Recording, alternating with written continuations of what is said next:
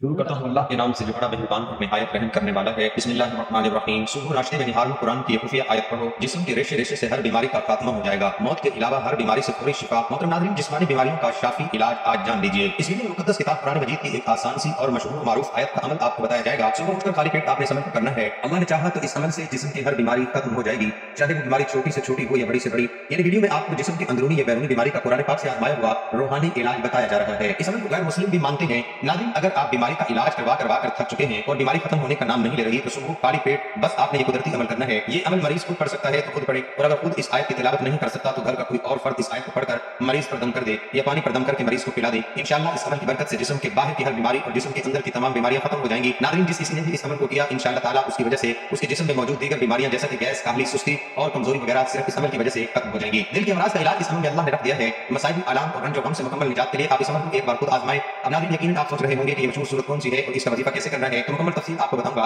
नाज़रीन, आपको ये भी बता दूं कि इस अमल से लोगों ने क्या कुछ पाया है। एक भाई का कहना था कि इस अमल को अगर सुबह के वक्त पढ़ लिया जाए तो परेशानी, बीमारी, टेंशन खत्म हो जाती है और रिस्क की फरमानी जारी हो जाती है। बल्कि भाई का ये भी कहना था कि छोटे से वजीफे से हर मसला हल हो जाता है। इस अमल को पढ़ते हुए 6 से 7 माह हो गए। सुबह के वक्त पढ़ने से मेरी जिंदगी में बहुत सी मस्बत तब्दीलियां आई हैं। इस अमल की बरकत से मेरी 20 साल की बीमारी 5 दिन में खत्म हुई। मेरी एक बीमारी तकरीबन 20 साल से थी, जिससे मैं बहुत तंग आया था। हर किस्म की अंग्रेजी अद्वियात का इस्तेमाल किया मगर वक्ती आराम आ जाता था और आदमी के साथ अपनी बीमारी का जिक्र करता था। एक दिन मेरा एक दोस्त जो हाफिज कुरान है, जिसका नाम हाफिज हसन है, वो आपके चैनल से बहुत अरसे से वाबस्ता है, उसने मुझे आपके चैनल का बता दिया। तो आपके चैनल पर यह अमल 2016 में सुना। मैं बहुत शुक्रगुजार हूँ आपके इस वजीफे की बरकत से 20 साल की बीमारी खत्म हुई और सर आपकी जिंदगी में अल्लाह पाक खुशियां भर कर डाले। मेरी अहलिया आज भी झोलियां उठा कर आपको दुआएं देती है। नाज़रीन, वजीफा नोट कर लें कि आज का ये खास अमल कुरान मजीद की अजीम सूरत मुबारक सूरत फातिहा का वजीफा है। जी, आपने इस वजीफे में सूरत फातिहा को पढ़ना है। आपने सूरत फातिहा को कब, कैसे और कितनी बार पढ़ना है, ये सब मैं आपको बता रहा हूँ और गौर से सुन लीजिए और याद रखें, कुरान करीम हर बीमारी के लिए नुस्खा शिफा है। कुरान पाक खुद मरीज को पढ़ना चाहिए। जदीद तहकीक से साबित हुआ है कि मरीज पर सबसे ज्यादा असर उसकी अपनी आवाज का होता है। अल्लाह ताला ने कुरान पाक की आयतों में ऐसी शिफा की है, कोई भी मरीज कुरान पाक की तिलावत करता है तो सिर्फ याद हो जाता है। अल्लाह ताला ने कुरान आयत में हमारे लिए जिंदगी रखी है, लिहाजा अगर किसी बीमार या सुस्त खुलिये पर अल्लाह का कलाम पढ़ा जाए तो खुलियात तरोताजा हो जाता है, उसमें जिंदगी बहाल हो जाती है और अमराज की मुदाफत की कुदरत बढ़ जाती है। यहीं से हमें ये रोशनी भी मिलती है कि मखसूस अमराज पर मखसूस कुरानी आयत पर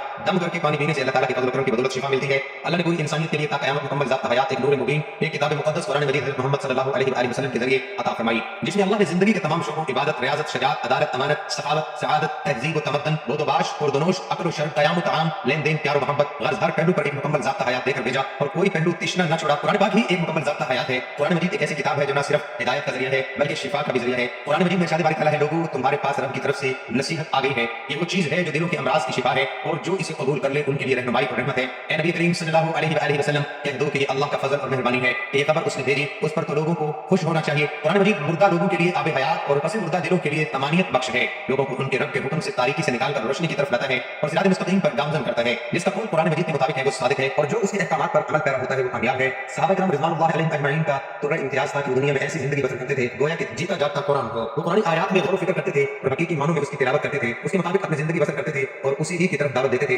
अज़ाब की आयतों से उनके दिल दहल जाते थे और रहमत की आयतों से उनके दिल रोशन और मामूर हो जाते थे। सहाबा किराम रिज़वानुल्लाह अलैहिम अजमईन कदम कदम पर कुरान मजीद से हिदायत हासिल करते थे, इसलिए वो दुनिया में इज्जत से मुशर्रफ हुए और दुनिया की सियादत के हकदार बने, बुलंद दर्जात पर फाइज हुए और दोनों जहानों की कामयाबी से सरफराज हुए। कुरान मजीद में अल्लाह ताला इरशाद फरमाते हैं, यकीनन ये कुरान वो रास्ता दिखाता है जो बहुत ही सीधा है और ईमान वालों को जो नेक अमाल करते हैं इस बात की खुशखबरी देता है कि उनके लिए बहुत बड़ा अजर है। हज़रत अब्दुल्लाह बिन मसऊद रज़ी अल्लाहु तआला अन्हु से रिवायत है कि हज़रत सल्लल्लाहु अलैहि वसल्लम ने फरमाया, जिसने कुरान मजीद से एक हर्फ पढ़ा उसके लिए एक नेकी है और एक नेकी 10 नेकियों के बराबर है। मैं ये नहीं कहता कि अलिफ लाम मीम एक हर्फ है, बल्कि अलिफ एक हर्फ, लाम एक हर्फ और मीम एक हर्फ है। हज़रत नबी अकरम सल्लल्लाहु अलैहि वसल्लम ने फरमाया, साहिब कुरान से कहा जाएगा कुरान पढ़ते जाओ और दर्जात पर चढ़ते जाओ और इस तरतीब से पढ़ो जिस तरह दुनिया में पढ़ा करते थे, बेशक तुम्हारा मकाम वहां होगा जहां पर तुम्हारा पढ़ना खत्म हो जाएगा। अल्लाह एक है, रोज़े अज़ल से एक है, अबद तक एक रहेगा। सच्चाई एक हकीकत है, अज़ल से और अबद तक रहेगी। झूठ एक लानत है, अज़ल से है, अबद तक रहेगी। इंसानियत की कदर मंजिलत अज़ल से मुस्लिम है, अबद तक मुस्लिम रहेगी और इसी तरह इंसानियत से मुतालिक हर शुबा जिंदगी के लाज़वाल उसूल अज़ल से है, अबद तक रहेंगे और इन्हीं असूलों का अमीन कुरान पाक है। इसमें बयान करदा अबद तक हकीकत ही रहेंगे, न इनमें तरमीम की जरूरत होगी न इजाफे की। इस मुकम्मल कानून को लेकर आने वाले हामिल वही अन्नबी मुहीत अनवार खुदाबंदे हज़रत मोहम्मद सल्लल्लाहु अलैहि वसल्लम है, उनकी ज़ात गिरामी भी इसी तरह का अबद एक ही रहेगी। इसको समझने, इसको परखने और इसको हर से जहां बनाने का जो अंदाज आपने सिखा दिया अबद तक वही रहेगा। इन्हीं की दी हुई रोशनी से मैं ये कुरान पाक के बाद कोई किताब, रोशनी में ये कुरान पाक के बाद कोई किताब उसका मकाम नहीं ले सकती और उसके लाने वाले की जगह किसी दूसरे को खड़ा किया जा सकता है। और हज़रत सल्लल्लाहु अलैहि वसल्लम की सदाकत और नबूवत और लाजवाल नबूवत भी कुरान पाक की मुकम्मल ज़ात हयात होने की दलील है। कुरान करीम फौज़ व फलाह का दायमी मंशूर और रुश्द व हिदायत का मिसाली सरचश्मा है, जिसमें एक तरफ हुकूकुल्लाह की पासदारी है तो दूसरी तरफ हुकूकुल इबाद की अदायगी का पैगाम है। गोया कुरान हमारी रूहानी जिस्मानी तस्कीन और शिफा का बाइस है। इसमें पूरा निजाम हयात अता किया गया है जिस पर अमल कर होकर इंसानियत अपना खोया हुआ वक़ार और गुमशुदा मता अजीज यानी जन्नत भी हासिल कर सकती है। कुरान राह निजात और हमारे तमाम दुखों का मदार है। चुनांचे कुरान करीम में फरमाया गया और हम कुरान के जरिए वो चीज नाज़िल करते हैं जो मोमिनों के लिए शिफा और रहमत है। सूरह बनी इसराइल अल्लाह खालिक मालिक ने कुरान का मकसद बयान करते हुए इरशाद फरमाया, वही तो है जिसने अनपढ़ों में इन्हीं में से मोहम्मद सल्लल्लाहु अलैहि वसल्लम को पैगंबर बनाकर भेजा जो उनके सामने इसकी आयतें पढ़ते और इन्हें पाक करते और अल्लाह की किताब को दानाई सिखाते हैं। और इससे पहले तो ये लोग शरीफ गुमराही में थे। दूसरे मकाम पर यूं फरमाया, वो अल्लाह ताला बहुत بہت برکت والا ہے جس نے قرآن مجید کو اپنے بندے محمد صلی اللہ علیہ وسلم پر نازل فرمایا تاکہ وہ سب لوگوں کے لیے آگاہ کرنے والا ہو جائے۔ اسی اللہ یکتا کی حکومت و سلطنت ہے آسمان اور زمینوں کی، اور اسی نے کوئی اولاد نہیں بنائی اور نہ کوئی اس کی سلطنت میں شریک ہے۔ اس اللہ نے ہر چیز کو پیدا کیا اور مناسب اندازے پر رکھا۔ سورۃ الفرقان۔ اسی طرح ایک مقام پر قرآن کی عظمت کا یوں اظہار کیا گیا، ہمیں تاروں کی منزلوں کی قسم، اگر تم سمجھو تو یہ بڑی قسم ہے کہ یہ بڑے رتبے کا قرآن ہے جو کتاب محفوظ میں لکھا ہوا ہے۔ اسے وہی ہاتھ لگاتے ہیں جو پاک ہے، پروردگار عالم کی طرف سے اتارا گیا ہے۔ کیا تم اس کلام سے انکار کرتے ہو اور اپنا وظیفہ یہ بناتے ہو کہ اسے جھٹلاتے ہو؟ قرآن سے معلوم ہوتا ہے کہ قرآن کا مقصد انسانیت کے عقائد و اعمال و اخلاق کی تطہیر کر کے رب کے پسندیدہ بندے بنا کر اس کی اصلی مقام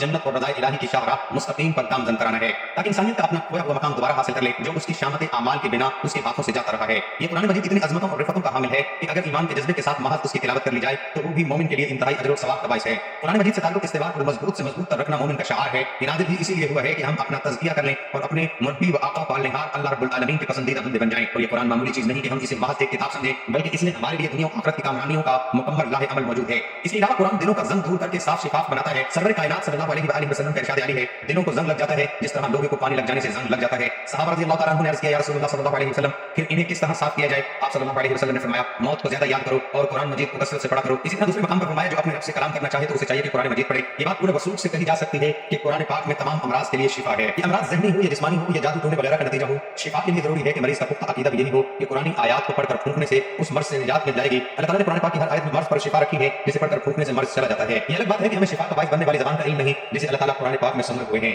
ہمیں قرآن آیات پڑھنے کے سلسلے میں محنت کرتے رہنا ہے۔ ہمیں یہ یقین سچے دل سے کرنا چاہیے کہ قرآن آیات پڑھ کر پھونکنے سے ہمیں شفا ملے گی۔ اللہ تعالیٰ فرماتے ہیں، یہ تو ایمان والوں کے لیے ہدایت و شفا ہے، یہ ایمان والوں کے لیے شفا کا باعث ہے اور کفار اس کو نہیں سمجھ سکتے۔ اللہ کی رحمت بہت وسیع ہے اور ہر شخص اس کو اپنے ضرف اور ہمت کے مطابق حاصل کرتا ہے۔ اللہ تعالیٰ کی رحمت کو تمام سمندروں کی گہرائی ملا کر ڈالا جائے تو بھی اس کی وسعت اور گہرائی ختم نہیں ہو سکتی۔ یہ حاصل کرنے والے پر منحصر ہے کہ وہ اس کو کیسے اور کتنا حاصل کرتا ہے۔ اللہ تعالیٰ فرماتے ہیں، اے لوگوں، تمہارے پاس تمہارے رب کی طرف سے ایک ایسی چیز آئی ہے جو نصیحت ہے اور دلوں میں جو روگ ہے ان کے لیے شفا ہے اور رہنمائی کرنے والی ہے اور ایمان والوں کے لیے رحمت ہے۔ قرآن مجید ہر قلبی، روحانی، جسمانی اور نفسیاتی بیماریوں کے لیے شفا ہے۔ قرآن مجید کو بیان کر رہا ہے دلوں کے روگ، حسد، کینہ، بغض، منافقت، ڈپریشن ہے، اس کے لیے شفا ہے۔ اللہ تعالیٰ کا ذکر روح کی غذا ہے اور جسم کو طاقت اور توانائی بخشتی ہے۔ اللہ تعالیٰ فرماتے ہیں، ہر قسم کے میووں سے کھا، پھر اپنے رب کی تجویز کردہ آسان راہوں پر چل، ان کے پیٹ سے پینے کی ہر چیز نکلتی ہے جس کے رنگ مختلف ہیں، ان میں لوگوں کے لیے شفا ہے، بے شک اس میں ان لوگوں کے لیے نشانی ہے جو سوچتے ہیں۔ انسان کی بیماریوں میں اس کی خوراک کا بھی عمل دخل ہوتا ہے، اس لیے اللہ تعالیٰ یہاں انسانوں کو جسمانی بیماریوں کا علاج بتا رہے ہیں۔ ڈرائی فروٹ توانائی کا بہترین ذریعہ ہے۔ زیر غور آیت میں اللہ تعالیٰ شہد کو شفا قرار دے رہے ہیں۔ حضرت ابن مسعود رضی اللہ تعالیٰ عنہ سے مروی ہے، رسول اکرم صلی اللہ علیہ وسلم نے فرمایا، تم لوگ شفا دینے والی دو چیزوں کو یعنی شہد اور قرآن لازمی پکڑو۔ جسم کے کسی حصے میں درد ہو تو سورۃ فاتحہ پڑھ کر دم کیا جاتا ہے۔ سورۃ بقرہ جادو اور نظر بد کے آثار کم کرتی ہے۔ معوذتین سے دم کرنا بھی حدیث سے ثابت ہے۔ حضرت عائشہ صدیقہ رضی اللہ تعالیٰ عنہ فرماتی ہیں، نبی اکرم صلی اللہ علیہ وسلم نے جس مرض میں وفات پائی اس میں اپنے اوپر معوذتین پڑھ کر دم کرتے تھے۔ جب آپ صلی اللہ علیہ وسلم کو زیادہ تکلیف ہوتی میں اس کو پڑھ کر دم کرتی اور آپ صلی اللہ علیہ وسلم کے دست مبارک و برکت کے لیے آپ صلی اللہ علیہ وسلم کے جسم مبارک پر پھرتی۔ حضرت امام بطال رحمۃ اللہ علیہ معوذتین کے بارے میں فرماتے ہیں کہ اللہ تعالیٰ نے ان میں ایک ایسا راز رکھا ہوا ہے جو ان کے علاوہ کسی اور صورت میں نہیں، کیونکہ یہ جامع دعائیں ہیں جن میں ساری بری چیزوں سے پناہ مانگی گئی ہے، سحر، حسد، شیطان کے شر اور اس کے وسوسے سے اور اس کے علاوہ دوسری چیزوں سے حفاظت کے لیے معوذتین سے بہتر کوئی نسخہ نہیں ہے۔ یہی وجہ ہے کہ آپ صلی اللہ علیہ وسلم اسی پر اکتفا کرتے ہیں۔ ہمیں معلوم ہونا چاہیے کہ قرآن پاک کو مریض کو پڑھنا چاہیے۔ جدید ترین تحقیق سے ثابت ہوا ہے کہ مریض پر سب سے زیادہ اثر خود اس کی اپنی آواز کا ہوتا ہے۔ کسی بھی انسان کی آواز کے مقابلے میں خود مریض کی آواز اس کی بیمار خلیوں پر زیادہ اثر ڈالتی ہے۔ مریضوں کو ہمارا مشورہ یہی ہوگا کہ وہ اپنے مرض سے متعلقہ سورت کا عمل خود پڑھ کر اپنے اوپر پھونکیں۔ سورۃ فاتحہ کے وظیفے کا طریقہ یہ ہے کہ صبح اٹھنے کے ساتھ ہی، یعنی کہ جب آپ نماز کے لیے اٹھیں تو آپ وضو کر لیں اور پہلے نماز پڑھ لیں اور اس کے بعد میں یہ وظیفہ کریں۔ اور اگر نماز کا وقت زیادہ پڑا ہو تو آپ اس وظیفے کو پہلے کرنے کے بعد نماز پڑھ سکتے ہیں۔ آپ نے سورۃ فاتحہ کو اس طرح سے پڑھنا ہے کہ جب آپ سورۃ فاتحہ کو 9 بار مکمل پڑھ لیں تو آپ نے اللہ رب العزت کا مبارک نام یا رحمان یا اللہ 9 مرتبہ پڑھنا ہے اور پھر اس کے بعد دوبارہ فاتحہ 9 بار پڑھنی ہے اور ساتھ ہی یا رحمان یا اللہ 9 مرتبہ پھر پڑھنا ہے اور تیسری مرتبہ سورۃ فاتحہ کو 9 بار پھر پڑھنی ہے، یعنی کہ سورۃ فاتحہ 27 بار پڑھی گئی اور آپ نے 27 بار ہی اللہ تعالیٰ کا مبارک نام یا رحمان یا اللہ کو بھی 27 بار پڑھنا ہے اور اس کو پانی پر دم کر دینا ہے۔ اگر مریض نے اپنے لیے عمل کیا ہے تو خود اس پانی کو پی لے اور اگر کسی نے مریض کے لیے دم کیا ہے تو بھی اس مریض کو پلا دے، انشاءاللہ تعالیٰ مریض کو ہر بیماری سے اللہ تعالیٰ فائدہ فرمائے گا۔ قرآن حکیم کے ایک حرف میں شفا ہے۔ جو مسلمان روزانہ آیات قرآن کی تلاوت کرتے اور باوجود رہتے ہیں، اللہ کریم ان کے لیے خوشادگی پیدا کرتے ہیں۔ ایسے لوگ کبھی دنیاوی مسائل سے شاکی نہیں ہوتے، نہ انہیں ڈپریشن ہوتا ہے، ان کا دل اور دماغ کو سکون ہوتا ہے، جیسا کہ سورۃ فاتحہ کو روزانہ پڑھنے والوں کا معاملہ ہے۔ رسول اللہ صلی اللہ علیہ وسلم کا فرمان ہے کہ سورۃ فاتحہ میں موت کے علاوہ ہر مرض کے لیے شفا ہے۔ تو آقا دو جہاں صلی اللہ علیہ وسلم کا فرمان اس کی ضمانت دیتا ہے کہ سورۃ فاتحہ پڑھتے رہنے والوں پر آسانیاں پیدا ہوتی ہیں۔ جو کوئی بھی سورۃ فاتحہ کا عامل بن جاتا ہے، اس کا بے تحاشا ذکر کرتا ہے تو ایسے لوگوں پر معاشی تنگی نہیں ہوگی، انہیں غیب سے رزق ملے گا، بیمار ہوں گے تو جلد صحت یاب ہوں گے۔ اگر کسی مریض کی تیمارداری کے دوران اس کی شفا کے لیے اس کا ہاتھ پکڑ کر 7 مرتبہ سورۃ فاتحہ باوضو ہو کر پڑھی جائے تو وہ جلد صحت یاب۔ ناظرین، جب بھی وقت اجازت دے قرآن کی تلاوت سن لینی چاہیے۔ مریض کو قرآن پاک کی آیتوں میں غور و فکر کرنا چاہیے جنہیں وہ سن رہا ہو، کیونکہ قرآن میں تدبر و تفکر اور اس کے معنی کو سمجھنے کی کوشش کرنا بھی ایک طرح کا علاج ہے۔ علاج بالقرآن کو فعال بنانے کا ایک طریقہ یہ ہے کہ مریض سوتے ہوئے توجہ کے ساتھ قرآن پاک کی تلاوت سننے کا اہتمام کرے۔ مریض بلکہ صحت مند انسان کو بھی یہ بات معلوم ہونی چاہیے کہ نیند کے عالم میں انسانی دماغ کام کرتا رہتا ہے۔ دماغ قرآن پاک کی آواز سے متاثر ہوتا ہے، بے شک یہ قرآن ہدایت اور رحمت ہے۔ وہ لوگ جو کسی بھی جسمانی روحانی الجھن یا ذہنی کرب میں مبتلا ہو، اس کو چاہیے صبح دوپہر شام آنکھیں بند کر کے سورۃ فاتحہ 9 بار پڑھے اور 7 روز تک متواتر پڑھے۔ ہر دفعہ پڑھنے کے بعد آدھا گلاس پانی آنکھیں بند کر کے 3 بار